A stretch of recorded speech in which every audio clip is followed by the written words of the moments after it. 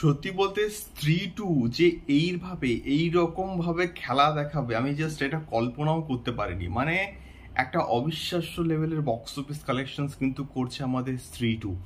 Hello guys, আমি Deep and welcome back to my channel Deep exclusive. So এখন আমি এই ভিডিওর মধ্যে কথা বলবো 15 অগস্টে যে কটা সিনেমা মুক্তি পেয়েছে, অর্থাৎ খেল খেল মে বলো বা ভেদা বলো বা স্ত্রী টু বলো, এই তিনটে সিনেমার বক্স অফিস কালেকশন ডে টুতে কিরকম কি হয়েছে। সো প্রথমে যদি আসি খেল খেল মে এবং আমাদের ভেদার ক্ষেত্রে, মানে প্রথম দিন তো একটা ভালো রকমের কিন্তু বক্স অফিস কালেকশন একটা ডিসেন্ট, মানে এখন 5 কোটিটাকে আমি ডিসেন্ট যে বলবো তা কিন্তু নয়। এটার যেরকম ছবি হয়েছে এবং যা এক্সপেকটেশন ছিল তার থেকে অনেক কিন্তু খারাপ বক্স অফিস কালেকশন করেছে অন দ্য ডে ওয়ান এবং ডে টু। সেটা আমি ভেদাও বলবো এবং খেল খেলমেও কিন্তু বলবো।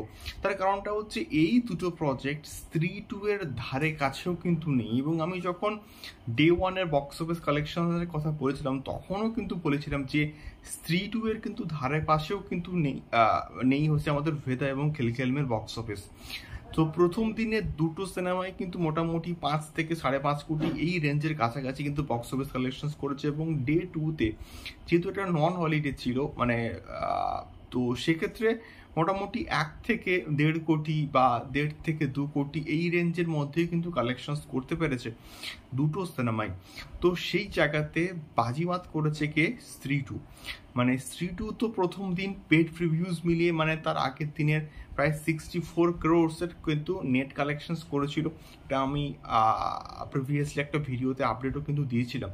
তো সেই জায়গা থেকে বিচার করলে কিন্তু স্ত্রী টু ডে টুতে একটা 50% কিন্তু ড্রপ দেখতে পেয়েছে। এবং সেই 50% যে ড্রপটা কিন্তু খুব ভালো আমি বলবো।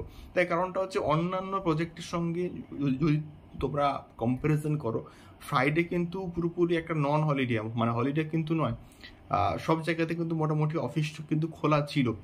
তো সেই জায়গা থেকে বিচার করলে আমার অ্যাটলিস্ট মনে হয় যে 50%-এর ড্রপটা কিন্তু মোটামুটি খুব ভালো।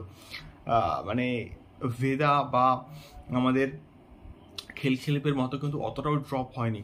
তো সেই জায়গা থেকে দাঁড়িয়ে স্ত্রী টু কিন্তু ডে টুতে প্রায় 30 থেকে 31 কোটির কিন্তু মোটামুটি একটা বক্স অফিস কালেকশন করেছে। তো ডে ওয়ান এবং ডে টু মিলিয়ে স্ত্রী টু প্রায় 95 to 97 ক্রোড় এর মধ্যে কিন্তু মোটামুটি নেট কালেকশন করতে পেরেছে। তো এটা একটা ট্রিমেন্ডাস লেভেলের বক্স অফিস কালেকশন, যেখানে অ্যানিমেলের কথা বলো বা আমাদের পাঠান বা রিসেন্ট টাইমে ফাইটার যে কটা প্রজেক্ট মুক্তি পেয়েছে সেই কটা প্রজেক্টের থেকে আরও অনেক বেটার আমরা কিন্তু রেসপন্স দেখতে পাচ্ছি। এবং গতকাল আমি বুকমাইশো খুলে দেখছিলাম কোনো জায়গার সবুজ নেই, সমস্ত জায়গা কিন্তু ফাস্ট ফিলিং বা হাউসফুল এরকম কিন্তু দেখাচ্ছিল। তো এটাই হচ্ছে স্ত্রী টু এবং এই হরর ইউনিভার্স এটার ক্যালমা আমি বলবো। সো তোমরা কারা কারা স্ত্রী টু দেখেছো অবশ্যই কিন্তু কমেন্ট করে জানিও এবং তোমাদের ফিডব্যাক কিন্তু জানিও তোমাদের কেমন লাগলো স্ত্রী টু। দেখা হচ্ছে পরবর্তী ভিডিওতে। টাটা।